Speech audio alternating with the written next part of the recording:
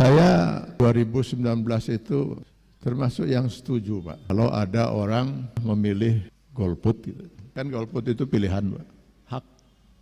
Walaupun saya tidak golput. Tapi kalau ada orang yang pada waktu itu memilih golput, saya bisa memahami dari segi hukum. Bingung kita pada 2019 itu, Pak. Mana yang harus dipilih itu? Umat itu bingung, Pak. Saya juga termasuk yang bingung waktu itu. Kalau pada waktu itu kemudian ada ulama mengatakan sudah istihad, saya sependapat. Kalau dalam keyakinan saya 2024 ini bukan zonni, Pak. Calon-calon yang ada itu jelas ada satu yang jelas kita bisa yakinkan ini yang terbaik. Ini bukan zonni lagi ini. Hoti ini kalau menurut saya. Kok buktinya umat Islam masih terbelah? Harusnya umat Islam tuh bersatu dan pilihannya hanya satu. Sudah jelas kok. Terbelah lagi itu kalau menurut saya, kok bisa umat Islam bisa terbelah lagi? Menurut saya hanya ada 3 kemungkinan, Pak. Kemungkinan yang pertama, Islamnya Islam sekuler, Pak. Yang selama ini berkeyakinan bahwa urusan agama itu cuma urusan sholat, zakat, saum, haji. Urusan yang lain itu urusan negara, urusan membangun masyarakat dan sebagainya. Itu urusan kita, nggak ada urusan Allah di situ. Kita yang lebih tahu dari Allah lah. Masih ada di kita orang-orang Muslim yang seperti ini, Pak. Kemungkinan yang kedua, Islam KTP. Ya, supaya jangan sampai di KTP itu kolom agama tidak terisi lah. Kemungkinan ketiga, ini yang paling ditakutkan oleh Rasulullah SAW menimpa umatnya di kemudian hari. Hubbud dunya wa karahiyatul maut. Pentingan duniawi, Pak. Kalau enggak alasan apa lagi, Pak? Masa ada seorang ustadz kemudian jadi salah satu pimpinan di sebuah partai yang didirikan oleh non-muslim dan dipimpin oleh non-muslim. Si ustadz mau memperjuangkan apa di sana? Mau memperjuangkan Islam. Masa ada sebuah partai didirikan oleh ulama dan disebut partai Islam, lambangnya pun semua orang tahu kalau itu lambang Islam. Masa berkoalisi yang begitu? Kalau bukan karena takut tidak masuk ke Senayan, karena tidak memenuhi 2%, kalau bukan hubud dunia. Kalau seorang muslim jernih berpikir untuk Allah, hidupnya bertanggung jawab untuk Allah, rasanya nggak mungkin, Pak. Jelas sekali, Pak.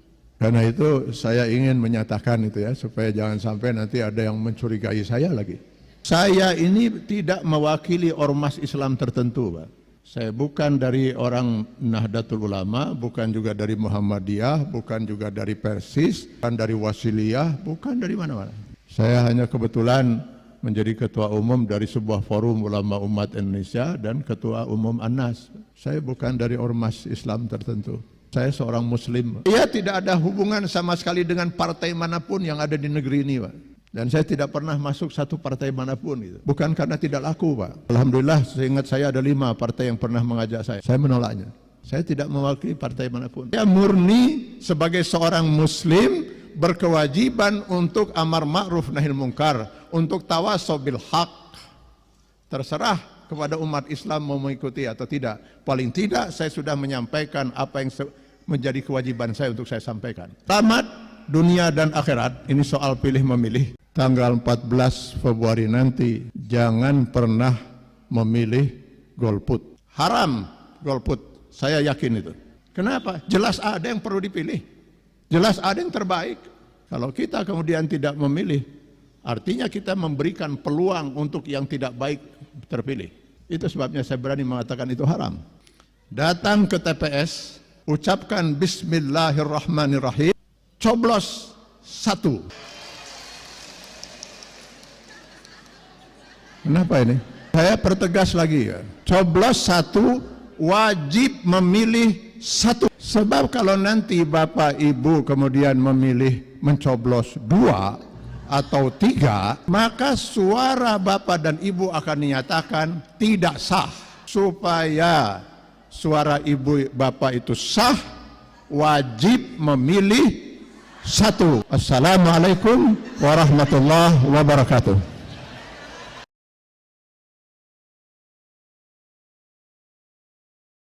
Saya Anies Rashid Baswedan. Saya Muhaimin Iskandar. Coblos yang dua-duanya pakai kacamata. Nomor 1.